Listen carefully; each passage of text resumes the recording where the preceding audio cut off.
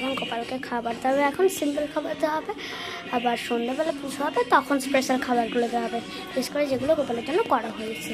আর কি যা যা ভিডিও করছে সব কিন্তু জন্মাষ্টমী স্পেশাল, ঠিক আছে? এখন ঠাম্মা খাবার দিচ্ছে, কি দেবে? শনপাপড়ি। আজকে তাহলে ঠাকুরকে শনপাপড়ি দেবে।